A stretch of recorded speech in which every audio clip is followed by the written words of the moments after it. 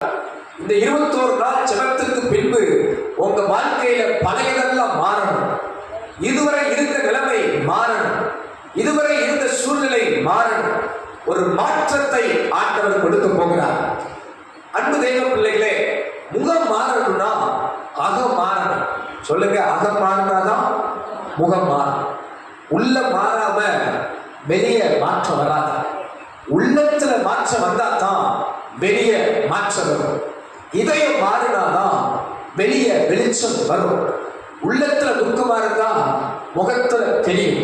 உள்ளத்துல மகிழ்ச்சியா இருந்தா முகத்துல தெரியும். இந்த நாளில உங்க உள்ளம் மாறணும்னு கர்த்தர் விரும்புகிறார். உங்க இருதயம் மாறணும்னு கர்த்தர் விரும்புகிறார். உங்களுக்குள்ள ஒரு மறுரூபம் வந்துட்டா வெளியே மறுரூபம் தெரியும். உங்களுக்குள்ள மறுரூபம் வந்துட்டா வெளியில மாற்றம் தெரியும். அப்ப இந்த 21 நாட்களில கர்த்தர் உங்களுக்குள்ள, நமக்குள்ள, எனக்குள்ள ஒரு மாற்றத்தை கொடுக்க விரும்புகிறார். அன்பானவர்களே, கர்த்தர் இருதயத்தை பார்க்கிறார், மனிதன் முகத்தை பார்ப்பான். அன்பு தேவ பிள்ளைகளே, நீங்க தேவனோடு நெருங்கி இருந்தீங்கன்னா உங்க முகத்துல தெரியும். மோசே தேவ சமூகத்தில் இருந்த போது அவனுக்கு தெரியல, மோசேயுடைய முகம் பிரகாசமா இருந்தது. ஆனால் ஜனங்கள் கண்டார்கள்.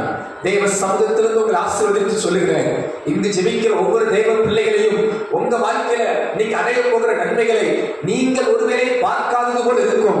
ஜனங்கள் பார்க்க போகிறார்கள். உங்க வீட்டில் இருக்கிற குடும்பத்தார் பார்க்க போகிறார்கள். உங்கள் தெருவில் இருக்கிற ஜனங்கள் பார்க்க போகிறார்கள். உங்கள் அக்கம் பக்கத்தில் இருக்கிறவர்கள் பார்க்க போகிறார்கள். உங்கள் வேலை ஸ்தலத்தில் இருக்கிறவர்கள் உங்கள் முகத்தை பார்க்க போகிறார்கள்.